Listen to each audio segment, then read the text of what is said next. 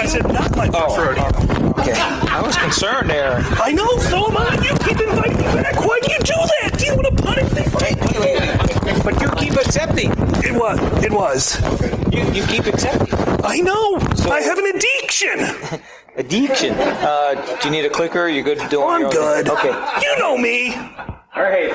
So take it away. It's all you. All right. Well, thank you very much for having me back. First off, I have made the sacrifices to the demo god. Since we're going to do a live demo, I asked for a little bit of patience because yesterday, what actually happened was I was updating the slides.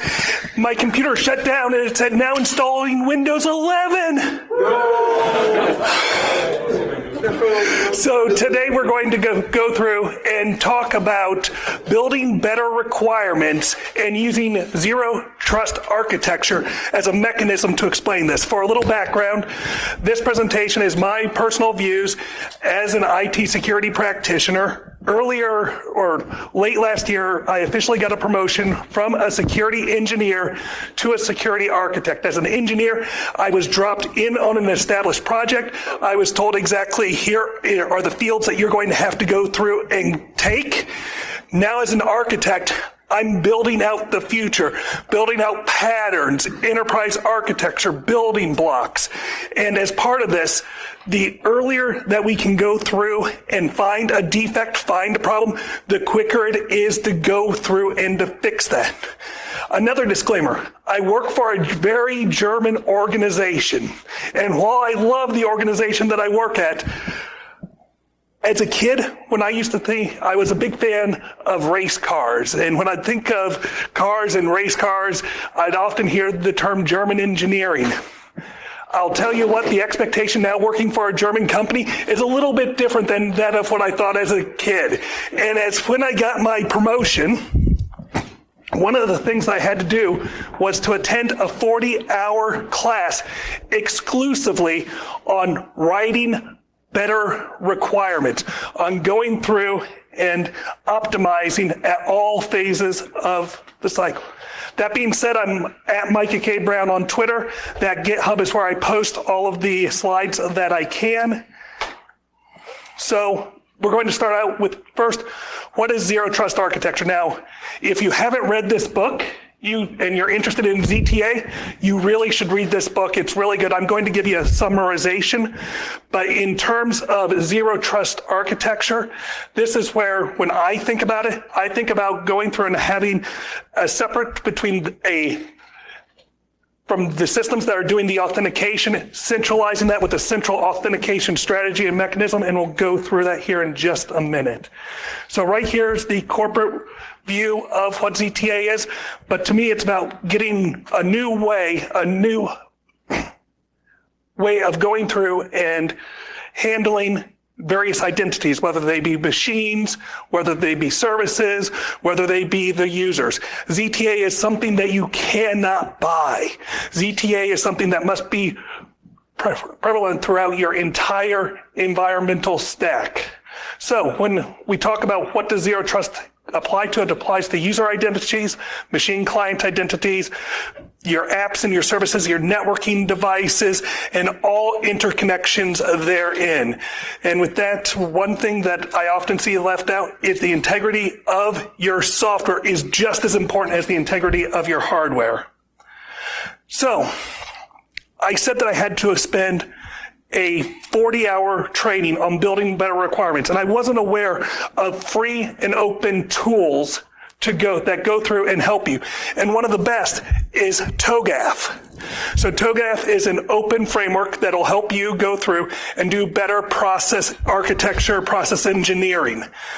When you go and look at the specific URL that I put here at the bottom, it helps outline what better requirements are. Now, in working in my organization, we take a lot of times with requirements. That way, when we go through and agree to a project, it is clear from everyone that is technical to non-technical exactly what our goal is so that we can all be aiming at the same target. That's one of the biggest frictions that I run into is, especially in very large organizations, oftentimes it's hard to do the simple things at scale. So by going through and having correct requirements that are easily and understandable, we can help reduce that. So one of the first rules is the simpler the better for your requirements.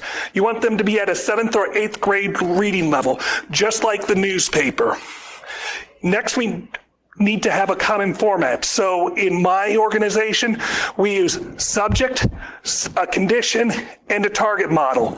And we'll go over each of those. Each requirement should have one targeting model. I see a lot of requirements that and a lot of things together.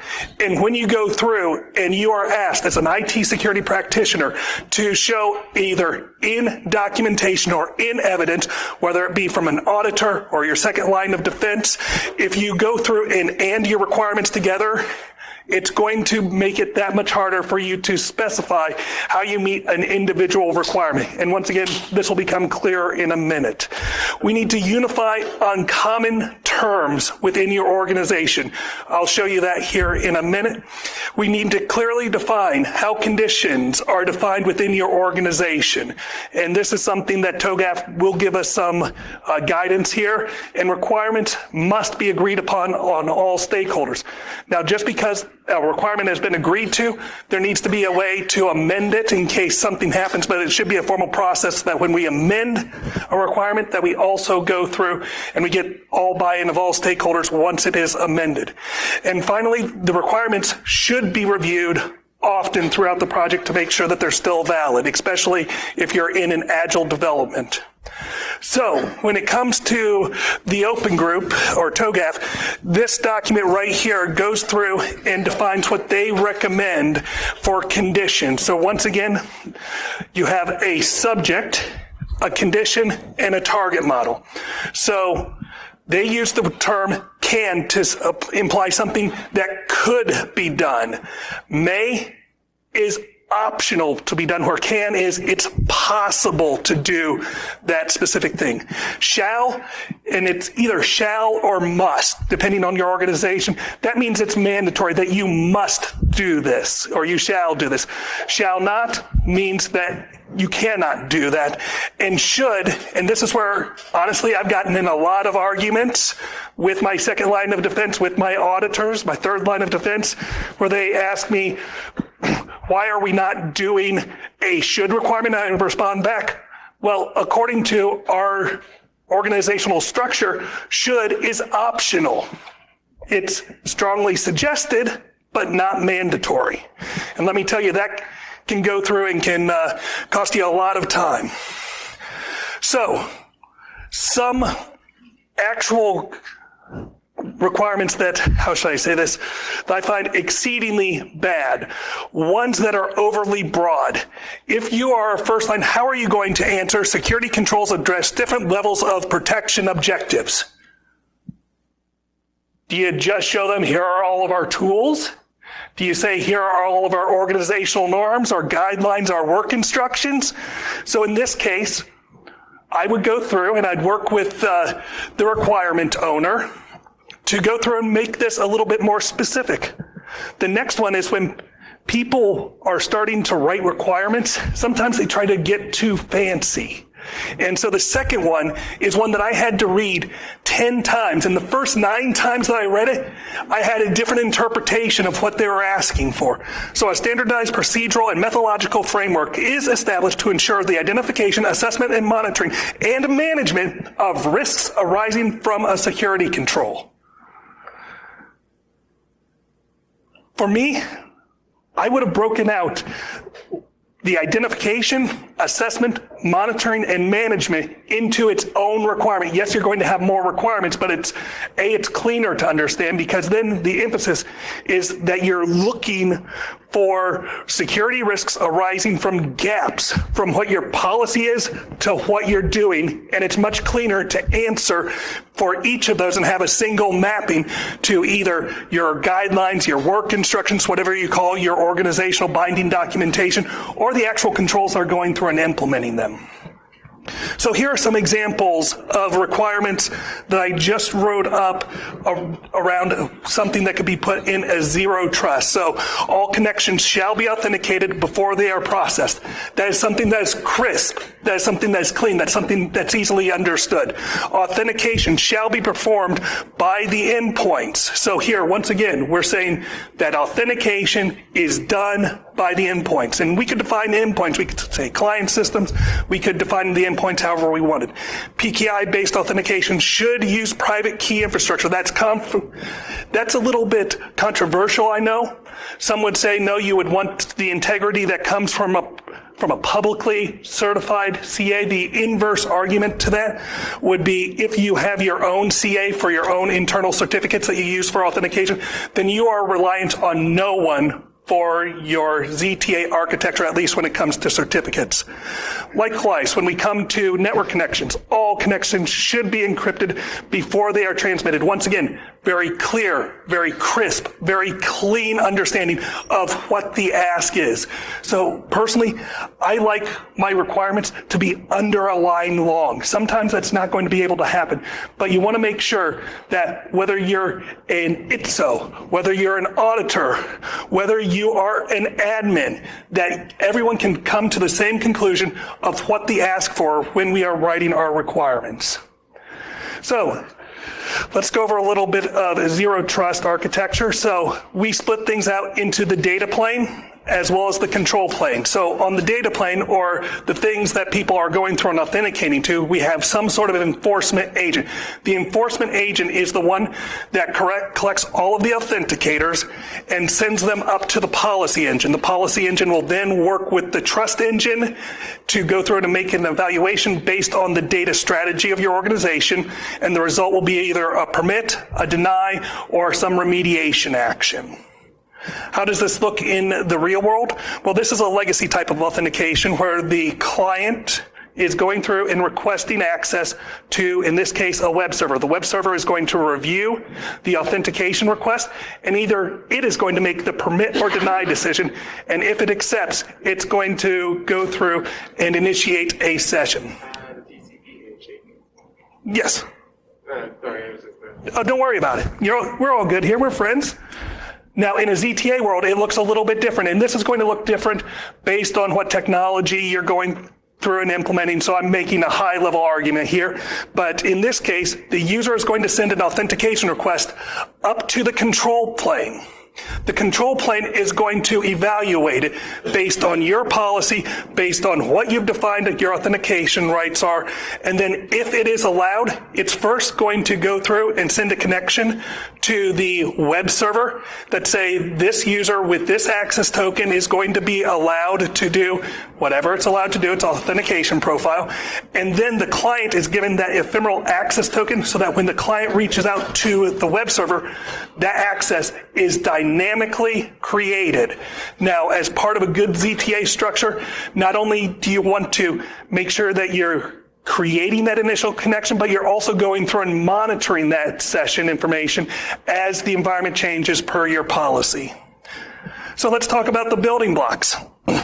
So at the core, we're going to start out with what people call ZTA authentication options. I prefer compatibility matrix, and that is all the factors that you can go through and you can take in when you're building out your ZTA policy.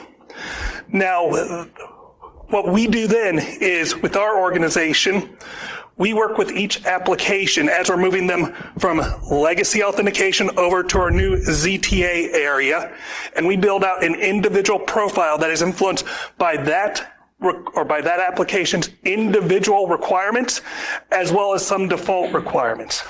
So in our organization, we have a data classification, and that data classification is based on what classification of data that application stores, processes, or transmit.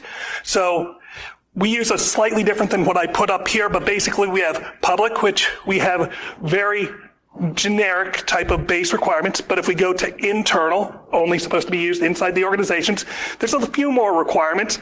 Strictly internal is even more, and confidential is even more. So once again, we'll first, when we're working with the applications to define their application authentication policy, we'll first take in the correct level, whether it's public, internal, strictly internal, or confidential authenticators, and then we'll add on any custom authentications that they need.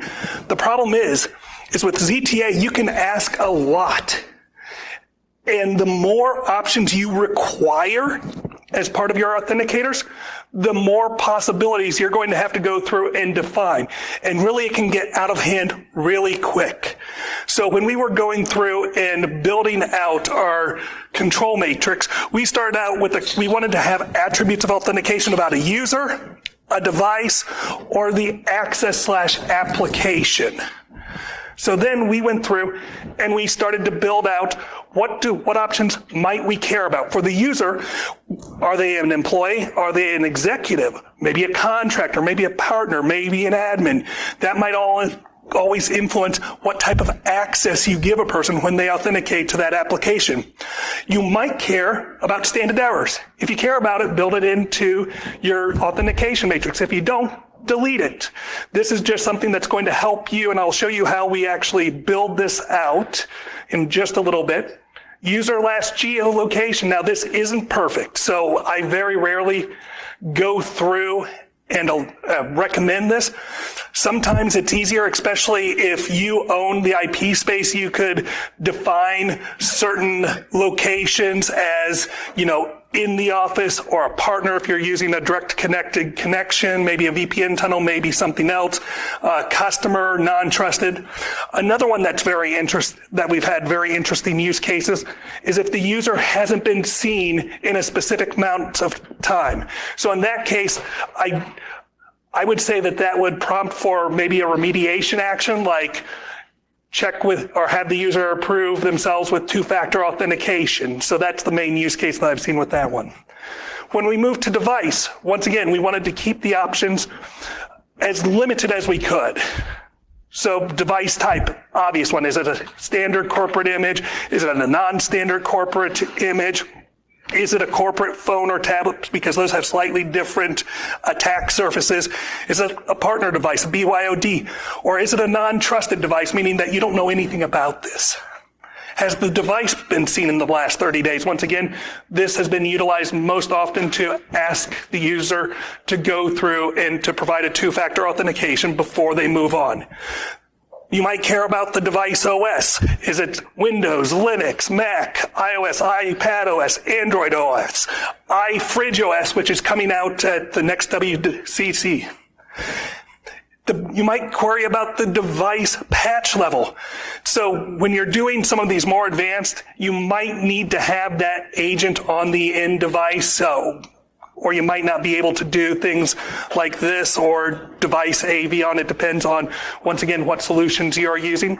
But if a device is not up to date, or it doesn't have AV or has old AV signatures, you might want to put that on a remediation network where they could download that, try to re-authenticate, and then once they pass, be led on to the appropriate network. Now we want to talk about the application or the access size. So one of the big ones that I might care about is the request type. Is this someone trying to interactively log on with that application, with that resource? Is it a read-only display? Is it an API? Is it a web? Is it a file or data transfer? Next, we have some applications, because one of the applications that we use, it has scheduled downtime every night, so it can go through and do mainframe things because it still runs mainframes, because in this year we still have mainframes running in our organizations. I really don't like geolocation when it comes to the applications, but sometimes this is needed. So if the system that they are trying to go through and access is in a certain location of the world where the user is not allowed to access that data from, you might have to have this. I can't go into any further detail into that here, but there are some interesting use cases that we've stumbled along being a global organization. One of the ones that I really like is the data classification. So once again, what type of data is stored, processed, and transmitted. We have some default rules built around that, absolutely. We found that we thought we were going to use business criticality as measured in uptime, but we ended up not using that pretty much at all. So that's one that you can probably go through and not leverage. And one of the bigger ones that I care about is the authentication access type, because there are some of these types that I inherently trust more than others. I personally go through and I trust a hardware MFA backed up with a password a whole lot more than I trust an app MFA with authentication, which I trust a whole lot more than just username and password. So once again, all of these are types of options that you need to determine. And once again, you might not care about biometrics, so delete it from your access profile. You might not care about a near range like an NFC token, so remove that from your authentication profile. You're going to be saving yourself a whole lot of headaches. I'm not sure why. Oh, I hit the. So when I went through and did a total calculation just based on that authentication profile, this is how many unique use cases I'm going to have to go through and deal with. How long is that going to take you? Clearly, this is not the way, right? I was being a big dum-dum. So how can we get this number down?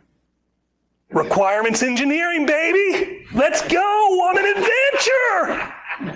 So this is where we sit down with the application owner that we're looking to migrate. We say, okay, here's based on the data that you store, process, and transmit, this is the default set of rules. What do you care about from our actual capabilities matrix, which is all the options that we allow authentication by? And the key is less is more. You want to make it as simple for yourself and your policy setup, because obviously we're not going to write over 603 million rules. That'd be horrible. Why not?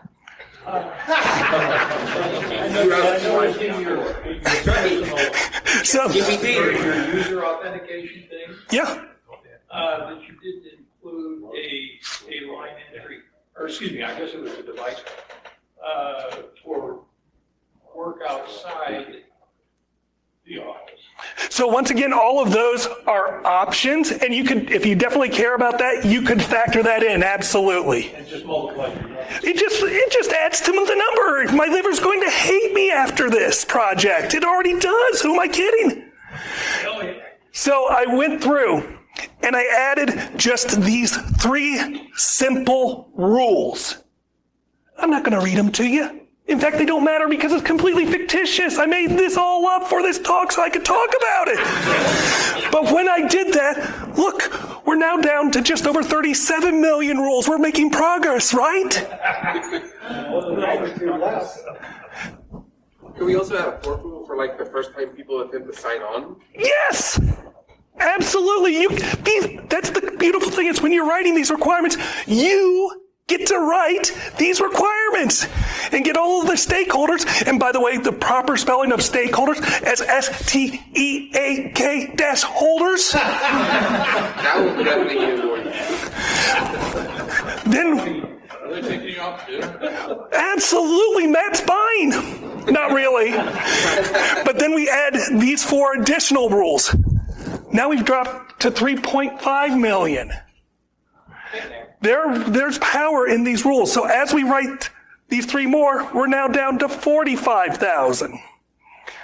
Eventually, we settled that this application target is going to support everything that's not crossed out here. So we're going to care about users. We're going to care about type. We're not going to care about non-trusted. We're going to care about the request type and the authentication type. And in this case, the only thing that this fictitious application accepts is passwords, token, biometrics, password and token, password and biometrics, or single sign-on. And when we go through and did that, we got it down to only 1,000 unique, undefined combinations. And that's something that we can go through and start to work with, right? Once we get things down to that scale. So how did I go through and do all of those calculations? I use Access. You could do it in Excel. You could do it in any type of database. But I quite frankly, and I'll show you the type of Access database that I use as I'm helping guide so that I know based on our requirements and I can see any holes that we do not yet have.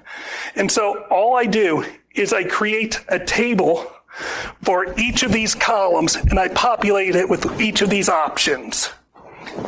Then I write a report that just ANDs them together. And that's where we can really go through and we can start to see some real power when it comes to going through and being able to identify things where we can write rules to make things make sense or where there's situations that just won't happen. So right here's an example of the query that I filled out. It's pretty simple. I just bring in each of those actual tables and I just AND them together. And I'll show you this in real time. Don't worry about it. You'll get a report such as this. And you can start to see interesting combinations. Is your admin going to be on BOD and want an interactive session with one of your, say, web servers? Probably not. It would be horrible to try to, go through and use the command line if you're using Linux on a cell phone. Would you ever expect a customer to have a corporate device? No. So you could go through and write a simple requirement that says that customers will not have a corporate laptop or corporate device, or customers will not have BYOD devices, that if they try to log on from those types of devices, deny them. Shut it down. Exactly. I see you're a John Tapper fan. Yes. If only John Trellick's were here. So, I know I've gone a little bit faster than I was expecting, but the main point of this is when you go through and are starting to develop a zero trust architecture, it's going to be hard. The more authentication options that you go through and define, the harder it is for you to write a robust rule set that'll go through and that will A, be sustainable, B, be manageable, and that you can actually go through and maintain and troubleshoot. ZTA is not something you can buy. It's actually one of the harder projects that I've ever been on, and truth be told, we're only in our first beginnings of actually going to there. I see a lot of benefits in ZTA, and the truth is, how ZTA is implemented, how it functions, how it works is going to differ from organization to organization to organization. To me, it's more about discipline. It's about doing the simple at scale. And you don't have to use my hack of an Access database, but you need to find a way so that based on what your authenticator profiles, based on what your default rules for each data classification or each system classification, however you write your default rules, that you can define where you need to augment and where you need to help guide the application owner to build their own authentication profile, because they're going to be the ones that have to go through and to implement it. And the one way that you can view this is that the application owners are responsible for their app's authentication profile. Whoever is running the ZTA architecture tool, hands on the keyboard response, is responsible for going through and implementing that application's authentication profile. And just like user entitlement, you probably should have regular review of your ZTA authentication profile for each application, be that yearly, bi-yearly. You get to define that, but they should be regularly reviewed. So assume no access unless mutual trust has been established. That's just one of the general rules of ZTA. It is a way of being not an end destination. You're constantly going to go in, modifying, updating, tweaking, troubleshooting, and it requires a lot of interoperability that you're going to have to go through, and often you're going to find that certain systems networking, mainframes. You're going to have to find a workaround, or you're going to have to go through and replace them as you transform your applications from a non-ZTA to a ZTA architecture. With that being said, I'll go through and I'll bring up the Access database. So as you see, I implemented a bunch of tables, and when we look into the authentication types, here we're just looking for password, certificates, token codes, biometrics, password and token, password and biometrics, and single sign-on. We could add more if we wanted to. I don't want to. Less is more when it comes to authenticators. Here is the device types. Right here is the actual view of the query that I wrote to do the logical and if I just go through and run it, here is the results. And, just scrolling through here, if we go through and come down, we could take a look at would the customer ever have a partner device? Probably not, right? So we could go through and we could write a simple that customers can only log in with unknown device types, or must only log in with unknown device types. That being said, any questions? You happen to have a slide that showed going to a third party for a ZTA trust authorization. I didn't see any back channel from the target web server back to that. It's just a one-way arrow. So let me bring that up.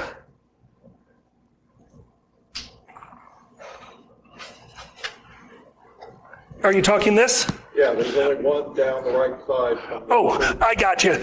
So right here, what I'm showing is that the action, and you're absolutely correct. I should have had a second arrow downward. I was just showing that the control plane sends the user its ephemeral access token, and then the fifth step is the client gives that to the web server, and that's when the session is established. So I definitely should have put a second line here.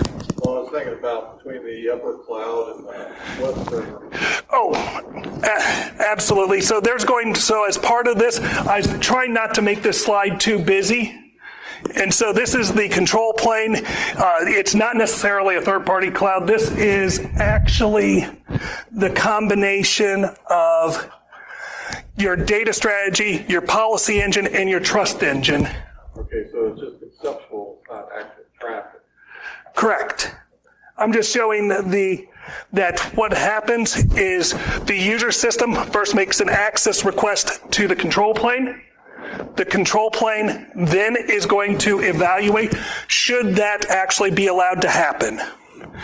The next step, if it's approved, the actual access token is first sent to the web server, and the web server automatically, at that very moment, it provisions the access based on the policy. But there's no machine in the middle getting in the way. So there can be one dimension. Yeah, there's a ton of networking. There's whatever your control plane looks like, which is you can have a distributed policy. In fact, I suggest you have distributed sets of both policy engines, trust engines, data strategy spread out over your network. So if you have a single point of failure, the system can remain up, or else you're going to be out of luck. So this was more just showing the steps that happen. So user requests access to a resource from the control plane. The control plane evaluates it. If it's allowed, the control plane will then reach out to the web server in this case and say, here's an access token and these are the rights that it gets. The actual web server will then dynamically provision that access. At the same time, well, near same time, the control plane will come back to the user, say, you're allowed access, here's your access token.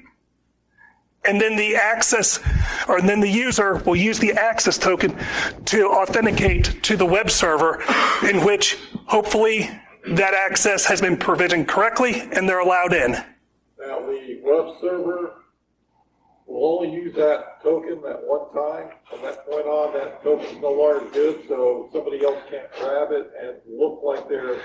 Ideally, yes, but you'd have to go through and you'd have to set that up as part of the access policy. So you could say that a specific token is only good for 2 hours or 8 hours or 4 hours, whatever time frame you want to force a re-authentication. Or even from a particular IP address, I presume. Oh, absolutely. That's where you might want to get a little bit more fancy when you create your capabilities matrix, but as we saw, the more options that you have, the larger your work is going to be. So in terms of my advice to you, less is more. If you take a look at what we finally arrived on just for this simple, we were only looking at 4 types.